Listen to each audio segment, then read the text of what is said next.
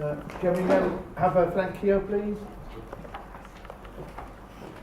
Frank Keogh from the United Health Sector. Thank you, colleagues, and a warm welcome to you all today.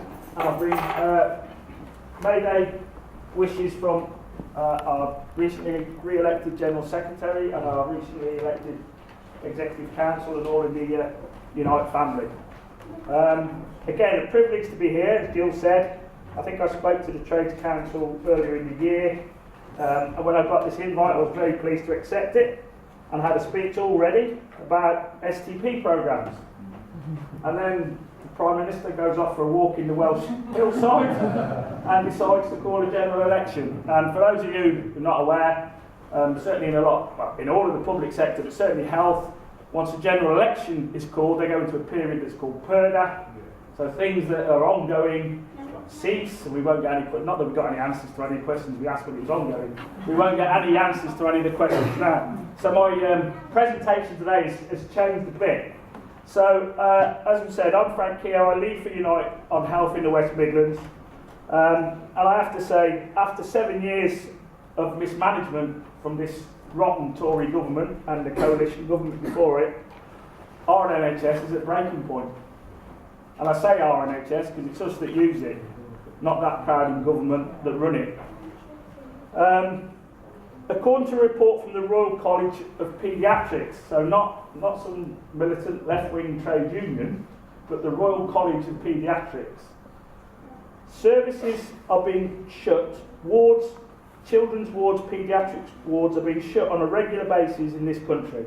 And we know in the West Midlands ourselves what's happened in Redditch, where after a certain period of the night or the day, paediatric service is not available, and they have to transfer to Worcester. And unfortunately, a few weeks ago, we've seen a tragic case where a young lad died because he had to be transported via an ambulance past his local hospital in Redditch to one in Worcester.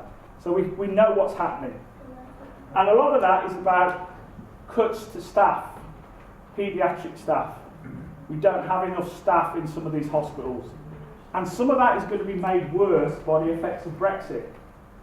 Because a large percentage of our staff that work in hospitals have qualified outside of the UK, are non-UK or will be non-UK residents.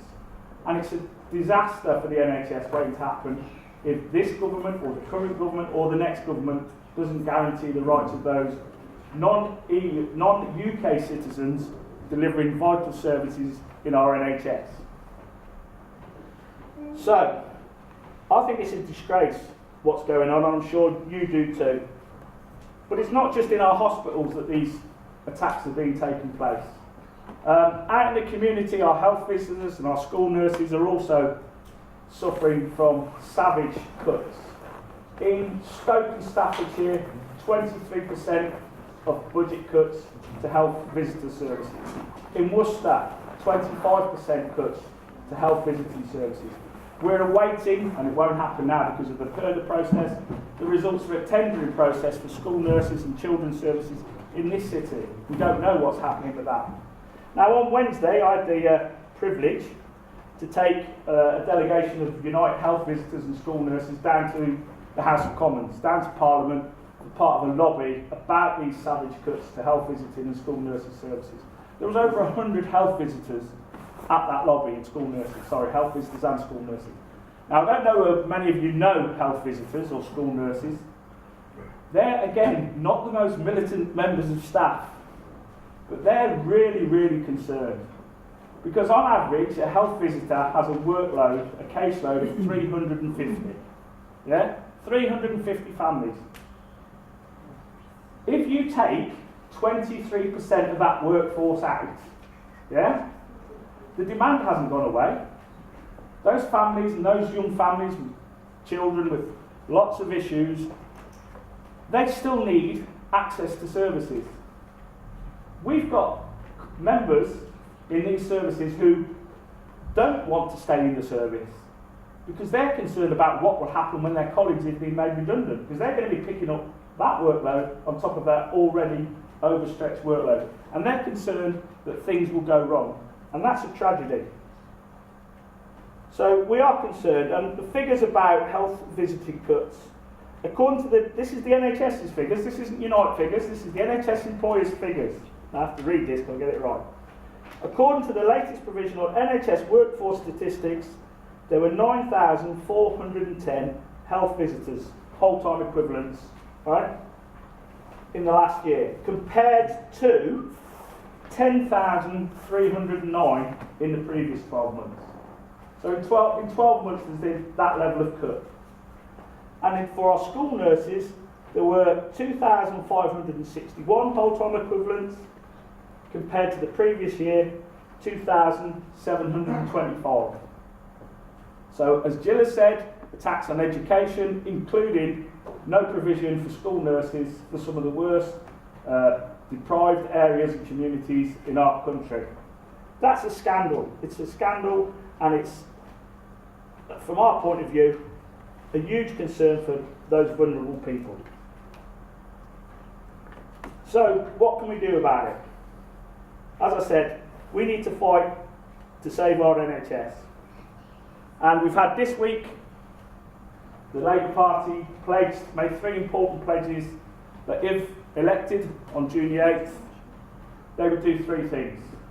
1, they would introduce a law, and it's bizarre to think we don't have it already in this country, to mandate for safe staffing levels in our hospitals. So no longer would finances be the governing thing about what levels of staff are provided in your hospitals, in our hospitals, and in our workplaces. So that's the first. They've also pledged to scrap the derisory 1%, and I use this the word pay rise, the 1% pay cut, not just for NHS staff, and I'll touch on NHS staff, but for public sector staff. But for NHS staff, they said they're going to stop that, and they're going to let the pay review body, the independent pay review body, be just that, independent, not told by government, you got 1%, you can award 1%, you can go through the sham exercise of collecting evidence from employers and evidence from the trade unions, and you decide actually what that percentage to pay a rise with.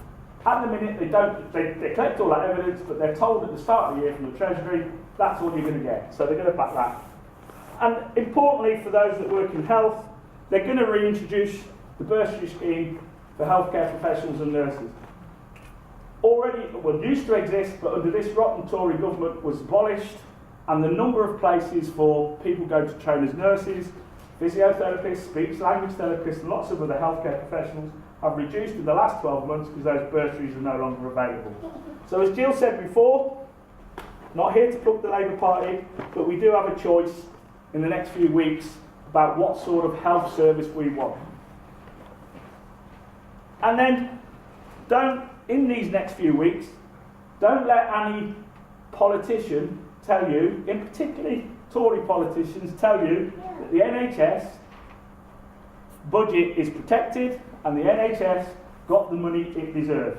It's a lie. You're all intelligent people in here, you can all do maths. If I take 22 billion out of a service you run and give you 8 billion back, you do the maths. You tell me if that's fair, because that's what's happened. And then they'll tell you, and that money will make sure it's spent on frontline services. Well, here's fact, here's evidence. We did some research into one of the sustainability and transformation plans for Coventry and Warwickshire. There's 6 in the West Midlands. We've done some research on one.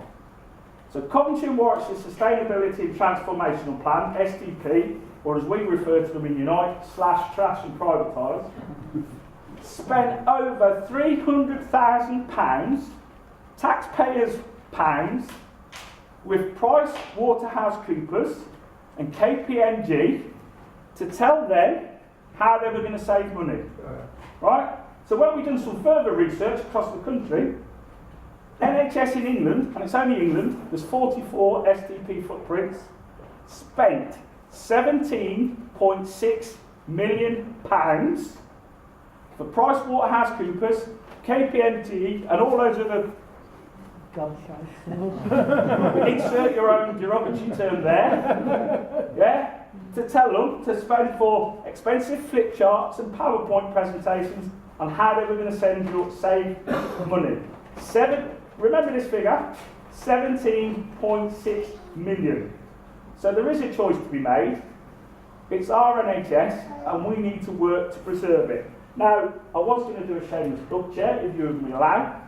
Prior to the calling of the election, United called and we'd organised in Birmingham at the Cars Lane Centre a conference on the sustainability and transformation plans and what they mean for the West Midlands. We've got some keynote speakers. John Lister, I think most of you will know, is a senior campaigner around the NHS. Sarah Carpenter is the National Officer with responsibility for health for Unite, and we've got our good colleague, or a good colleague of mine formerly, Jill George, who I think some of you will know, is a health campaigner down from, she's down in Shropshire in Telford, fighting cuts down there.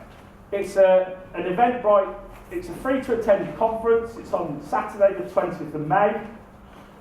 It's opening at 10 for registration, runs till about 2 o'clock. We're trying to get some other people involved. It's free to register. The details are on these leaflets, which are here. Pick one up, go online, book yourself a place. But what I will leave you with today, because the Chair told me at the front, he'll give me a poke with a pen if I go over 5 minutes. The quote from Nye Bevan said, "The NHS will exist as long as there's folk to fight for it." Now I'm sure in this room today, you and us are the people that can fight for it. Because if we don't fight for it, believe you me, we won't have it in a few years' time. The pace of change that rotten Tory government with an increased majority will deliver will strip away, as Jill has said, what it's doing to our schools, what it's doing to our health service and what it's doing to our public services. They will strip away, flog off to their mates, and they don't give a damn. Thank you.